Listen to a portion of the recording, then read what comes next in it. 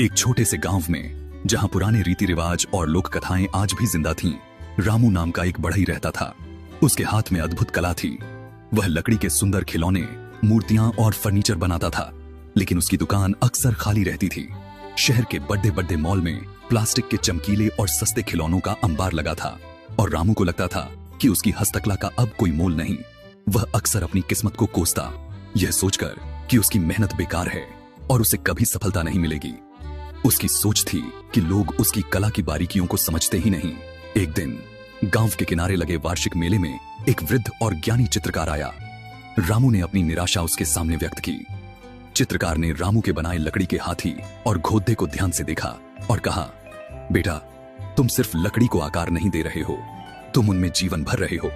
लेकिन क्या तुम यह जानते हो कि तुम ग्राहकों को क्या बेच रहे हो? रामू हैरान था। मैं तो बस लकड़ी के सामान बेच रहा हूं, उसने कहा। चित्रकार मुस्कुराया और बोला, ग्राहक सिर्फ सामान नहीं खरीदते, वे एक याद, एक भावना, एक टुकड़ा इतिहास खरीदते हैं। जब तक तुम यह नहीं सोचोगे कि तुम क्या दे रहे हो, तब तक तुम्हें मिलना मुश्किल होगा। चित्रकार की बात रामू के दिल में उतर गई। उसने अपनी दुकान पर वापस आकर अपने बनाए सामानों को नए नजरिए से देखा। उसने सोचा, मैं इन चीजों से लोगों को क्या दे सकता हूं। उसे याद आया कि कैसे बचपन में उसकी दादी उसे लकड़ी के छोटे छोटे खिलौनों से कहानियां सुनाया करती थीं। रामू ने अपने खिलौनों और मूर्तियों के साथ छोटी छोटी हाथ से लिखी कहानियां जोड़ना शुरू किया। यह घोड़ा आपको उन दिनों की याद दिलाएगा जब इंटरनेट नहीं था और बच्चे गलियों में खेलते थे। यह हाथी आपकी मेज पर एक प्राचीन लोक कथा की गूंज लाएगा।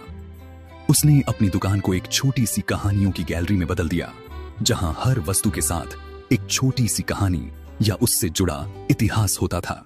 उसने ग्राहकों को लकड़ी के खिलौनों के भावनात्मक और शैक्षणिक लाभ समझाने लगा। उसने छोटे छोटे लकड़ी के पजल भी बनाए और बच्चों को मुफ्त में देने लगा, जिससे वे उसकी दुकान की ओर आकर्षित हों। यह अब सिर्फ बेचना नहीं, बल्कि देना था।